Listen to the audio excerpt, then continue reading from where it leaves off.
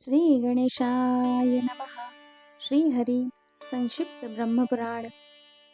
त्वमेव माता च पिता त्वमेव त्वमेव बन्धुश्च सखा त्वमेव त्वमेव विद्या द्रविणं त्वमेव त्वमेव सर्वं मम देव देव त्वमेव सर्वं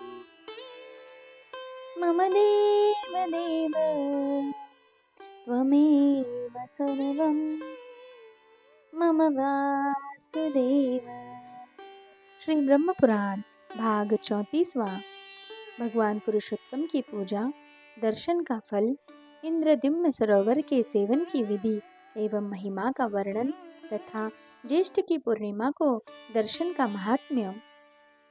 ब्रह्मा जी कहते हैं, उपर्युक्त प्रकार से भक्ति पूर्वक भगवान पुरुषोत्तम की पूजा करके उनके चरणों में मस्तक झुकाइए। इसके बाद समुद्र से प्रार्थना करें, सरिताओं के स्वामी तीर्थराज, आप संपूर्ण भूतों के प्राण और योनि हैं, आपको नमस्कार है। अच्युत प्रिय, मेरी रक्षा कीजिए। इस प्रकार उत्तम क्षेत्र समुद्र में स्नान करके तथा तट पर अविनाशी नारायण की विधि पूर्वक पूजा करके बलराम, श्री कृष्ण और सुभद्रा को प्रणाम करे। ऐसा करने वाला पुरुष सब पापों से मुक्त हो, सब प्रकार के दुखों से छुटकारा पा जाता है और अनंत सूर्य के समान तेजस्वी विमान पर, जहाँ दिव्य गंधर्वों की संगीत ध्वनि होती रहती है, बैठकर अपनी 21 पीढ़ियों का उद्धार करके श्री विष्णु के लोक में जाता है।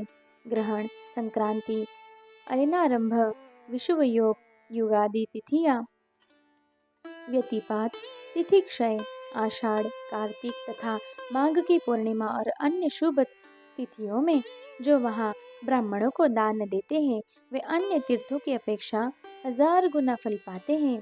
जो लोग वहाँ विधि पूर्वक पितरों को पिंडदान करते हैं, उनके पितर अक्षय तृप्ति लाभ करते हैं। इस प्रकार मैंने समुद्र में स्नान करने का उत्तम फल बतलाया। वह सब पापों को दूर करने वाला, पवित्र तथा इच्छानुसार सब फलों का दाता है। यह पुराण रहस्य नास्तिकों को नहीं बताना चाहिए। भूतल में जितने तीर्थ, नदियाँ और सरोवर हैं, वे सब समुद्र में प्रवेश करते हैं, इसीलिए वह सबसे श्रेष्ठ है। सरिताओं का स्वामी समुद्र समस्त तीर्थों का राजा है। वह सब तीर्थों में श्रेष्ठ और समस्त इच्छित पदार्थों को देने वाला है। जो सूर्योदय होने पर अंधकार का नाश हो जाता है, उसी प्रकार तीर्थराज समुद्र में स्नान करने पर सब पापों का क्षय हो जाता है। जहाँ साक्षात भगवान नारायण का निवास स्थान है, उस तीर्थराज समुद्र के गुणों का वर्णन कौन कर सकता है। जहाँ 99 करोड़ तीर्थ रहते हैं, उसकी श्रेष्ठता के विषय में क्या कहा जा सकता है। इसीलिए वहाँ स्नान, दान, होम, जप और देव पूजन आदि जो कुछ भी कर्म किया जाता है, वह अक्षय होता है। वहाँ से उस तीर्थ में जाएं जो अश्वमेध यज्ञ के अंग से उत्पन्न हुआ है। उसका नाम है इंद्रद्युम्न सरोवर। वह पवित्र एवं शुभ तीर्थ है। बुद्धिमान पुरुष वहां जाकर पवित्र भाव से आचमन करे और मन ही मन श्री हरि का ध्यान करके जल में उतरे। उस समय इस मंत्र का उच्चारण करे। अश्वमेध यज्ञ के अंग से प्रकट हुए तथा संपूर्ण पापों के विनाशक तीर्थ, आज मैं तुम्हारे जल में स्नान करता हूँ, मेरे पाप हर लो, तुमको नमस्कार है। इस प्रकार उच्चारण करके विधि पूर्वक स्नान करे और देवता, ऋषियों, पितरों तथा अन्य लोगों का तिल जल से तर्पण करके आचमन करे। फिर पितरों को पिंडदान दे, पुरुषोत्तम पूजन करे। ऐसा करने वाला मनुष्य 10 अश्वमेध यज्ञों का फल पाता है। वह 7 पीढ़ी ऊपर और 7 पीढ़ी नीचे पुरुषों का उद्धार करके इच्छानुसार गति वाले विमान के द्वारा विष्णु लोक में जाता है। इस प्रकार 5 तीर्थों का सेवन करके एकादशी को उपवास करें। जब मनुष्य ज्येष्ठ की पूर्णिमा को भगवान पुरुषोत्तम का दर्शन करता है वह पूर्वोक्त फल का भागी होकर परम धाम को जाता है, जहाँ से पुनः लौटना नहीं होता। मुनियों ने कहा, पितामह, आप माघ आदि महीनों को छोड़कर ज्येष्ठ मास की इतनी प्रशंसा क्यों करते हैं? प्रभो, इसका कारण बतलाइए। ब्रह्मा जी बोले, मुनिवरों, सुनो, अन्य मासों की अपेक्षा जो ज्येष्ठ मास की बारंबार प्रशंसा करता हूँ, उसका कारण संक्षेप से बतलाता हूँ। पृथ्वी पर जो तीर्थ, नदियाँ, सरोवर, पुष्करिणी, तड़ाग, वापी, कूप, हृद और समुद्र है, वे सब ज्येष्ठ के शुक्ल पक्ष की दशमी से लेकर पूर्णिमा तक एक सप्ताह प्रत्यक्ष रूप से पुरुषोत्तम तीर्थ में जाकर रहते हैं। यह उसका सदा का नियम है। इसलिए वहाँ स्नान, दान, देव दर्शन आदि जो कुछ पुण्य कार्य किया उस समय किया जाता है, वह अक्षय होता है। द्विजवरों, ज्येष्ठ मास के शुक्ल पक्ष की दशमी तिथि 10 पापों को हरती है, इसलिए उसे दशहरा कहा जाता है। उस दिन जो लोग अपनी इंद्रियों को वश में रखते हुए श्री कृष्ण, बलराम और सुभद्रा का दर्शन करते हैं, वे सब पापों से मुक्त हो विष्णु लोक में जाते हैं।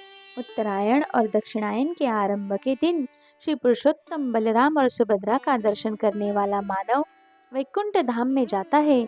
जो मनुष्य फाल्गुन की पूर्णिमा के दिन एक चित्त हो पुरुषोत्तम श्री गोविंद को झूले पर विराजमान देखता है, वह उनके धाम जाता है। विषु योग के दिन विधि पूर्वक पंचतीर्थ विधि का पालन करके जो श्री कृष्ण, बलराम तथा सुभद्रा का दर्शन करता है, वह सब पापों से मुक्त हो विष्णु लोक में जाता है।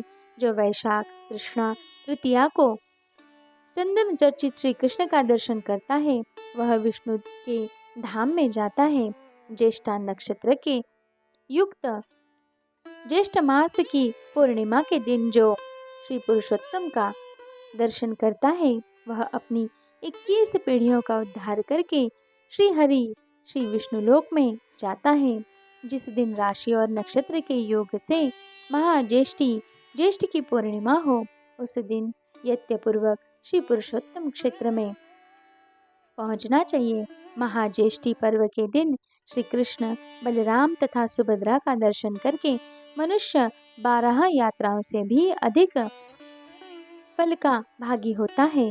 प्रयाग, कुरुक्षेत्र, नैमिषारण्य, पुष्कर, गया, हरिद्वार, कुशावर्त, गंगा सागर संगम, महानदी, वैतरणी तथा अन्य जितने तीर्थ हैं, अथवा अधिक कहने की क्या आवश्यकता, पृथ्वी तल के सब तीर्थ, सब मंदिर, सब समुद्र, सब पर्वत, सब नदी और सब सरोवर में ग्रहण के समय स्नान दान से जो फल होता है, वही महाज्येष्ठी को श्री कृष्ण का दर्शन करने मात्र से मनुष्य पा लेता है। अतः महाज्येष्ठी को सर्वथा प्रयत्न करके पुरुषोत्तम तीर्थ की यात्रा करनी चाहिए। सुभद्रा के साथ श्री कृष्ण और बलराम का दर्शन करने वाला मनुष्य अपने समस्त कुल का उद्धार करके भगवान विष्णु के धाम में जाता है। बोलो भक्तवत्सल भगवान की जय।